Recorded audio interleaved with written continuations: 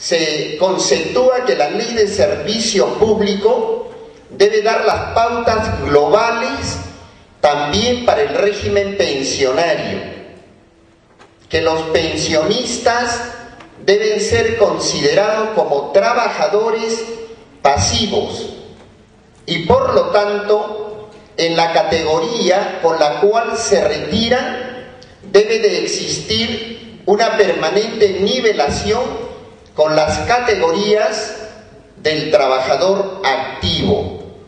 No debe de existir un desnivel. Lo que hace un pensionista es que mientras está activo, una parte de su remuneración se reserva para cuando está en la época de lo que podríamos llamar la época del jubileo. De la misma manera, como todos tenemos el derecho a una pequeña reserva para contar con descanso semanal y con descanso anual, también hay una etapa de la vida de descanso, de jubileo o jubilación. Y en todos los casos se debe de mantener un nivel remunerativo adecuado. Por eso se conceptúa a la pensión como una remuneración diferida, solo diferida o postergada, pero también es una remuneración. Estos conceptos, grosso modo, presiden la propuesta. La idea es que el Estado realmente sea la voluntad colectiva del pueblo, organizada, y por lo tanto el Estado está al servicio del pueblo. Es así como se han planteado 7 grandes capítulos. Un capítulo es relativo al servicio, y por eso se conceptúa acá que todo aquel que está dentro del aparato del Estado es un servidor de la colectividad, que puede no solamente estar remunerado, sino que aquí también se plantea un sistema de voluntariado, porque se parte de la idea de que a nivel de los mismos municipios escolares, hasta llegar al conjunto de los jubilados, que sí puede existir una labor voluntaria que los mantenga vinculados con el conjunto de la sociedad. Se habla en este proyecto del vicio que se quiere corregir de la inmunidad, pero que la inmunidad tiene que ver con un derecho del conjunto de los trabajadores y no solamente de un conjunto de parlamentarios que ya todo el pueblo sabe más o menos por dónde cojean. Que la inmunidad no debe ser sinónimo de impunidad. Se plantea que la nación, el pueblo, tiene derecho a suspender, a destituir y a revocar a cualesquier trabajador o autoridad. También se plantea aquí que la nación, que el pueblo tienen derecho a ser informados de manera permanente, con toda la inmediatez del caso, respecto no solo a documentos, sino respecto al manejo de las cuentas de la cosa pública. Obviamente por aquí viene el derecho a opinar, etc. Se plantea que la nación, el pueblo, tiene derecho a ser necesariamente consultado respecto a todo proyecto de orden trascendental y que además tiene derecho, en este caso, a ser necesariamente consultado respecto a toda concesión de uso o disfrute de nuestras riquezas naturales y sobre todo en el ámbito territorial donde corresponde, por ejemplo, el tema del oro. También se precisa que el servicio público, más que un derecho, primero es una vocación, es un apostolado. Primero un deber antes que un derecho. Se plantea que efectivamente se requiere una cabeza rectora del servicio público. Servir se explica desde ese ángulo, desde la necesidad de establecer políticas uniformes para todo el Estado.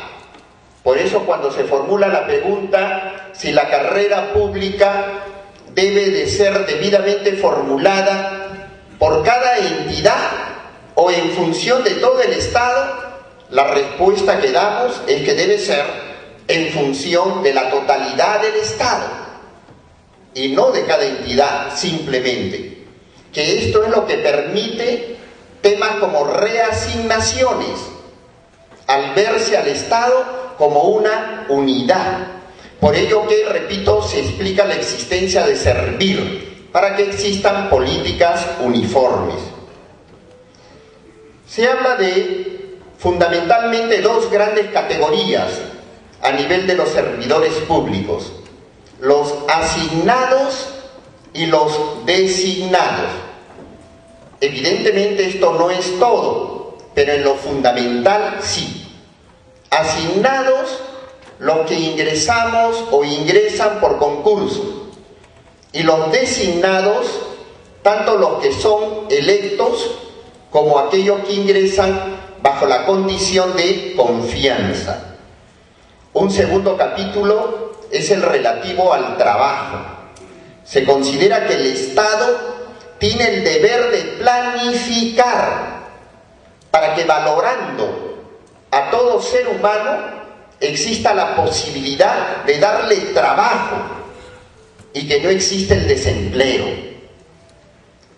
También se plantea de la mano con ello que el trabajo, por lo tanto, no solamente es un derecho, sino que es un deber, y que debe de existir un seguro temporal de desempleo. Se plantea prohibida cualquier forma de manipulación del concepto del trabajo temporal, a la vez que no puede quebrarse un contrato, sino que todos tenemos derecho a no ser despedidos, a menos que medie una causa justa, señalada o prevista en la ley y debidamente demostrada. También se pone el énfasis al ingreso por concurso, pero que en las comisiones de concurso deben de participar las representaciones de los trabajadores. Se señala que la estabilidad, bajo la premisa ya mencionada, debe de existir a partir del año, cuando se trata de aquellos que están bajo la modalidad de contratados. A su vez, se precisa que la jornada de 8 horas es una jornada máxima, no es la jornada de trabajo obligatoria, sino se establece que el conjunto de los derechos laborales pueden ser mejorados por pacto colectivo.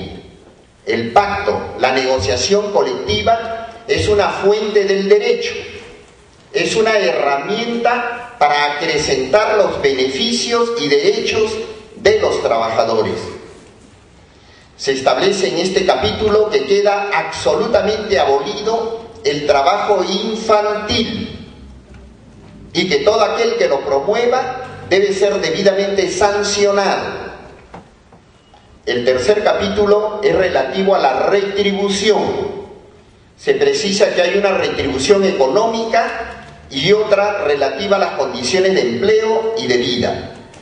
Que la retribución o remuneración debe ser justa, y esto está conceptuado por un monto que sirva para el bienestar material y espiritual del trabajador y su familia. Se debe de erradicar en el país ese imperativo de que salga a trabajar necesariamente esposo, esposa y cada uno de los hijos, incluidos los niños. Ya debemos de trascender lo que es una sociedad súper explotadora, que no se preocupa por el desarrollo integral. También se indica que una remuneración es justa cuando a la vez es digna. No debe permitirse que existan desniveles teniéndose la misma categoría ocupacional y el mismo tiempo de trabajo, que debe de existir una nivelación, incluyendo a la totalidad de contratados. Por otro lado, se establece que la remuneración mínima debe ser definida de manera trilateral, con la participación del pueblo en su conjunto y de las organizaciones sindicales, al lado de lo que es la autoridad o el Estado. De no ser el caso, se subraya que la negociación de la remuneración mínima deberá ser bilateral y que debe ser actualizada de manera permanente. Se precisa el concepto ya referido sobre lo que es una remuneración diferida. También se señala que debe de existir un sistema único, que ya debe concluir la arbitrariedad en la que las remuneraciones dependen del peso político de cada quien en tal o cual entidad, que este sistema único debe tener 10 grandes categorías, partiendo del presidente de la República, que debe tener un peso ponderado de 10, y aquel que desarrolla la función más simple de 1. Y finalmente se puntualiza que la retribución tiene como forma esta remuneración diferida que sirve para el descanso semanal, para las vacaciones anuales y para la jubilación. El siguiente capítulo es relativo a la seguridad, en la que aquí se plantean las pautas generales para lo que es la seguridad social, incluyendo no solo las prestaciones de salud, sino el régimen pensionario, que los trabajadores tienen derecho, y los trabajadores del Estado en particular, a tener una presencia en el manejo de estas organizaciones del Estado, encargados tanto del tema pensionario como del tema de salud, y que esta participación se debe dar también en las entidades privadas que manejan miles de millones del trabajador, como las AFPs.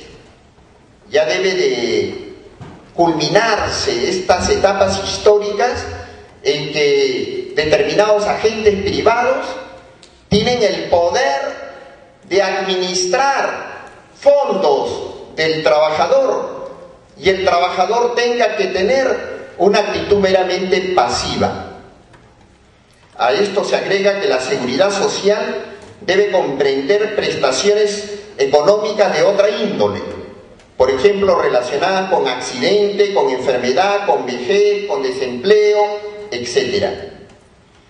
También se agrega algo que ya se ha desarrollado un tanto en la Ley de Seguridad y Salud en el Trabajo, que esta seguridad no solamente es social, sino debe ser individual, relacionarse con los accidentes y con las llamadas enfermedades ocupacionales, garantizarse la presencia del trabajador en todos los comités que administran la seguridad, y que estos comités deben ser paritarios, es decir, en un número de igualdad, tal como se viene dando con los comités de seguridad y salud. El siguiente capítulo es relativo a la dignidad, y se plantea que el Estado promueve la plena dignidad del servidor en tanto que individuo, porque respeta la voluntad soberana de la nación, y por lo tanto, para empoderarlo, debe garantizarse una capacitación permanente y una formación académica